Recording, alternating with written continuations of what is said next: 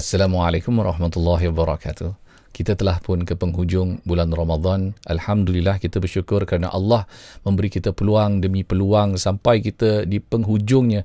Maka telah pun berlalu malam-malam di bulan Ramadan. Kita tidak boleh mengulangi kembali, melainkan Allah beri kita izin untuk bertemu pada bulan Ramadan yang akan datang. Kita hanya mampu berdoa kepada Allah Subhanahu Wa Taala dengan penuh keyakinan agar Allah menerima semua amal ibadah yang telah kita kerjakan. Kita bersengkang mata, kita lapar, kita ngantuk, kita dahaga, kita penat dan sebagainya. Yakinlah Allah Maha Adil. Allah akan membalas segala kebaikan-kebaikan amal soleh ibadah kita yang telah kita kerjakan. Selagi mana amal soleh kita, ibadah kita bukanlah amalan yang kita reka-reka, tentunya ada berlandaskan apa yang diajar oleh Nabi Muhammad sallallahu alaihi wasallam dan mengikuti segala aturan-aturan Allah Subhanahu Wa Taala, kita harus yakin dan berbaik sangka terhadap Allah yang Allah akan menerimanya. Amin ya Allah.